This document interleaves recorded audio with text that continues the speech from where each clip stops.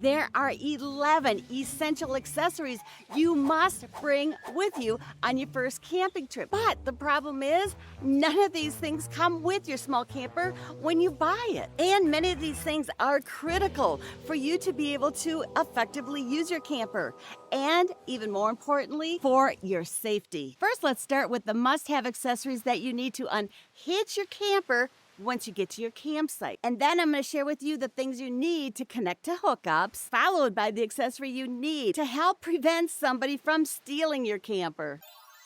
The first thing you need are blocks for underneath your stabilizers. And most people just use leveling blocks for this. This type is a really common type because they're stackable, so they're easy to carry with you, and because they are stackable, they don't take up as much room. They come apart like that. An alternative to purchasing these blocks are just using a piece of wood. With each one of these items, I'm not just going to tell you what they are, but I'm going to tell you how to use them and why you need them. You're going to use these in two different places. One, underneath your jack, and then the second place you're going to be using these is underneath your stabilizers. There's a couple of reasons that you need these for your jacks and your stabilizers, and the first one is it just helps support the jack and the stabilizer.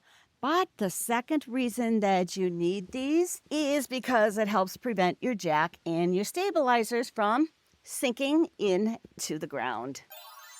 Your next must-have are leveling blocks for leveling your camper from side to side. You place this leveling block behind the tire on the side of the camper you need to raise up, and then you drive up on it. There's several reasons why you need your camper level from side to side. One, for comfort, and two, most of your appliances, especially your refrigerator and your AC, need to be level in order to properly work. And leveling blocks come in all different shapes and price points. When we first started out, and a lot of people just like to use a piece of wood. My husband made this beveled edge here, so it was just easier for the tire to back up onto the wood. You can also use these guys. And about 2 years ago, I leveled up my game with a curved leveler. Now, it's just a personal preference, but for me, going from wood to this curved leveler was like night and day, as far as just making it a little easier. And I've got a special bonus for you. Because each one of these accessories are so essential, at the end of this video, I'm gonna make it easy for you to find them all on Amazon. With my 11 small camper accessories you must have before your first camping trip, Amazon checklist. Think of it as a foolproof cheater list. So your first camping trip will be filled with fun memories, not frustrating ones because you found out there was something you were supposed to bring with you that you didn't. Okay, number 3 on the list is a bubble level. Okay, so we just talked about how important it is to get your camper level from side to side. You're going to use this bubble level and you're going to set it inside your camper on your floor. And when you get to your campsite, you're going to take a look at the bubble level after you park your camper, and you're going to see if it's level or not. And then, of course, if it's not level, and that's when you're going to use your leveling blocks. I used the bubble level that I just showed you for many years. And then a couple of years ago, I added these self-sticky bubble levels to the front and to the side of my camper here. The big benefit to putting your bubble levels on the front and the side of your camper is that at a quick glance, you can see how level your camper is from side to side when you first pull into your campsite and after you've made some adjustments using blocks. And when you're leveling your camper from front to back, you're going to be using your jack. So every time you put your jack up and down and make an adjustment, you can come and look at your bubble right here and see if you're level or not, or how much further you need to go up or down. And you don't have to then run back in your camper to see if your camper's level after each adjustment you've made. These stick-on bubble levels are cheap and they're so convenient.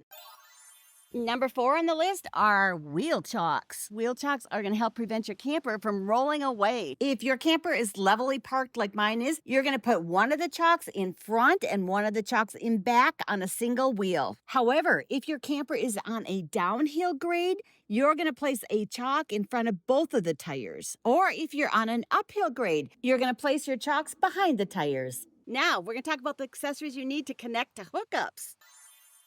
Number 5 is a fresh water hose. This hose is what you're going to use to fill up your fresh water tank. But more importantly, a freshwater hose is designed for drinking water. Some of your garden hoses and other hoses are made with products that can get in your water and contaminate it, and those hoses aren't recommended. I'm going to recommend a 25-foot or a 50-foot hose. The reason is, if you're going to be hooking up to a water source at your campsite, those water sources are not always really conveniently located. So it's been really handy to have a longer hose.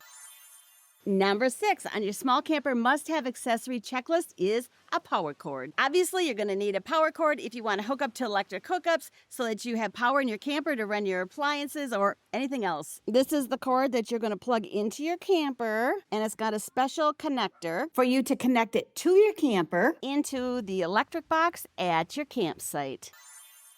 Number 7 on the list is a surge protector. A surge protector acts as a buffer between your camper and the power source you're plugging into. It's the simplest and most affordable way to protect surges from damaging your electrical system. So you plug your power cord into the surge protector, and then you plug the surge protector into your power source.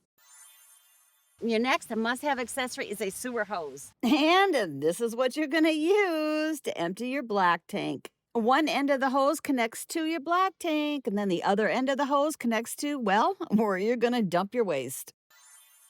Disposable gloves are going to be your best friend when you're handling your sewer hose when you're dumping your black tank. Accidents can happen, and leaks often happen. Well, you get the point. That's enough said about this must-have. Number 10 on the list is in this bag, and it's a black hose. Okay, do you have any guess about what a black hose is used for? Well, actually, this hose doesn't need to be colored black, but it is referenced as a black hose because this is the hose that you're going to use when you're at a dump station and you've emptied your black tank using your sewer hose. You're going to use this hose to rinse out your sewer hose before you put your sewer hose back in your camper. So that's why this is called a black hose. Like I said, it doesn't have to be a black hose, but you want it definitely to be a different color than your fresh water tank hose. So it's easy for you to differentiate the two, so you never use your black hose to fill your fresh water tank. You would obviously be contaminating your fresh water tank, and that just wouldn't be good at all.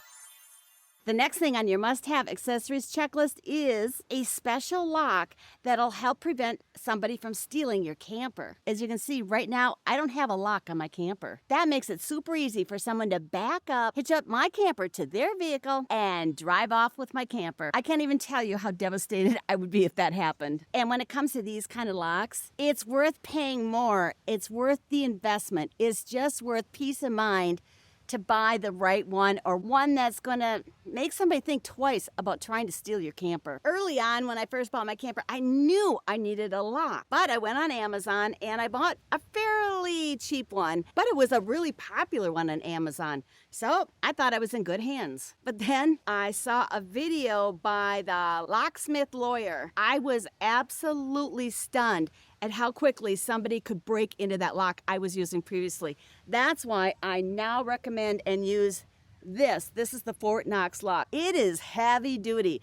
It's like night and day compared to the one I first had. As I mentioned, I've included each one of these must-have small camper accessories on my 11 small camper accessories you need before your first camping trip Amazon checklist. And using this checklist is going to make it super easy and quick to find exactly what you need on Amazon. To get yours, just go to randysadventures.com/Amazon checklist. I'll also leave a link to this checklist in the video description below. And if you know of anybody else that can benefit from this free checklist, be sure to share this video with them.